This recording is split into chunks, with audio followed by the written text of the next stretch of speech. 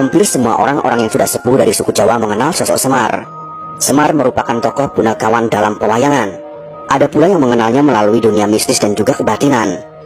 Namun generasi sekarang banyak yang tidak tahu mengenai Semar yang dikatakan sebagai pamomong tanah Jawa itu. Dalam cerita wayang, Semar dikatakan sebagai tokoh asli Indonesia karena tidak ditemukan dalam cerita Mahabharata ataupun Ramayana dari India. Lantas apakah sama antara Semar dan juga Eyang Ismoyo yang makamnya ada di Gunung Tidar?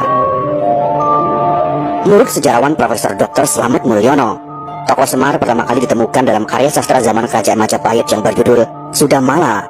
Selain dalam bentuk kakawin, kisah Sudamala juga dipahat sebagai relief dalam Candi Sukuh yang berangka tahun 1439. Asal-usul Semar juga memiliki beberapa versi, namun semua percaya Semar sebagai dewa turun dari langit dan menyatu dengan kehidupan manusia. Dalam naskah Purwakanda dikisahkan, Sang Hyang Tunggal memiliki 4 orang putra bernama Batara Pugu, Batara Punggung, Batara Manan, dan Batara Samba. Suatu hari terdengar kabar bahwa tahta kahyangan akan diwariskan kepada Samba. Hal ini membuat ketiga kakaknya merasa iri. Samba pun diculik dan disiksa hendak dibunuh. Namun perbuatan tersebut diketahui oleh ayah mereka. Sang Hyang Tunggal pun mengutuk ketiga putranya tersebut menjadi buruk rupa. Pugu berganti nama menjadi Togo, sedangkan Punggung menjadi Semar. Keduanya diturunkan ke dunia sebagai pengasuh keturunan Samba, yang kemudian bergelar Batara Guru. Sementara itu, Manan mendapat pengampunan, karena dirinya hanya ikut-ikutan saja.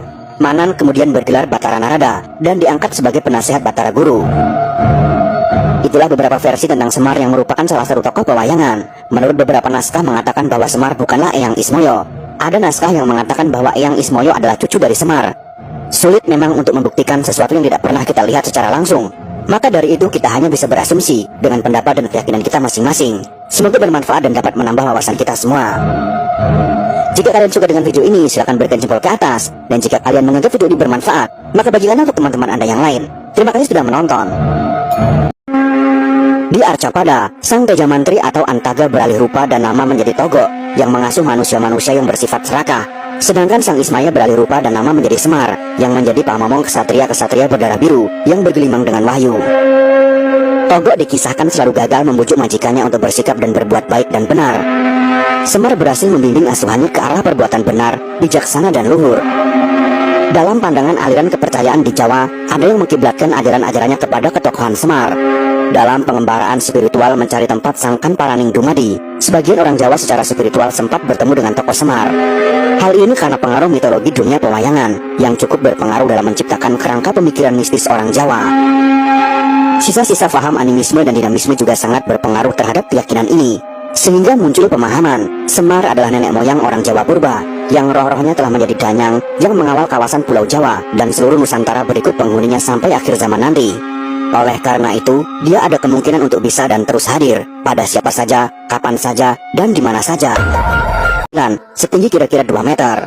Bilah keris pusaka ini dari bahan tembaga berwarna kuning emas yang dihiasi 9 buah bintang. Nama-nama yang ada di puncak Gunung Tidar ini mempunyai makna yang tersamar. Sebutan Eyang maknanya eling podo sembayang, artinya ingat untuk melakukan sholat. Ismoyo maknanya ojo podo semoyo, atau jangan menunda. Kata jati artinya kape ono jati dirimu, artinya semua ada pada jati dirimu. Sedangkan kata Semar maknanya adalah siro eling marang Allah lan Rasul, artinya kamu ingat kepada Allah dan Rasul. Di pucuk Tugu Pasir Tanah Jawa yang berada di tengah lapangan di puncak Gunung Tidar, ada tulisan aksara Jawa 3 buah, yaitu sa atau so. Ini maknanya sopo salah seleh, artinya barang siapa yang bersalah akhirnya akan ketahuan. Juga bermakna sopo sholat selamat, artinya siapa yang menegakkan sholat akan selamat. Selain versi yang telah kami bahas ini, ada beberapa versi mengenai Semar yang mengatakan bahwa Semar bukanlah Eyang Ismoyo. Dalam naskah Serat Kanda dikisahkan, penguasa kahyangan bernama Sang Hyang Nurasa memiliki 2 orang putra bernama Sang Hyang Tunggal dan Sang Hyang Wenang. Karena Sang Hyang Tunggal berwajah jelek, maka tahta kahyangan pun diwariskan kepada Sang Hyang Wenang, menjadi pengasuh para kesatria keturunan Batara Guru dengan nama Semar. Dalam naskah Paramayoga dikisahkan, Sang Hyang Tunggal adalah anak dari Sang Hyang Wenang. Sang Hyang Tunggal kemudian menikah dengan Dewi Rakti, seorang putri Raja Jin Kepiting bernama Sang Hyang Yuyut. Dari perkawinan itu lahir sebutir mustika berwujud telur, yang kemudian berubah menjadi 2 orang pria. Keduanya masing-masing diberi nama Ismaya untuk yang berkulit hitam, dan Manikmaya untuk yang berkulit putih. Ismaya merasa rendah diri sehingga membuat Sang Hyang Tunggal kurang berkenan. Tahta kahyangan pun diwariskan kepada Manikmaya, yang kemudian bergelar Batara Guru. Sementara itu Ismaya hanya diberi kedudukan sebagai penguasa alam Sunyaruri, atau tempat tinggal golongan makhluk halus. Putra sulung Ismaya yang bernama Batara Wungkuham memiliki anak berbadan bulat bernama Janggan Semara Santa, atau disingkat menjadi Semar. Ia menjadi pengasuh keturunan Batara Guru yang bernama Resi Manumanasa, dan berlanjut sampai ke anak cucunya.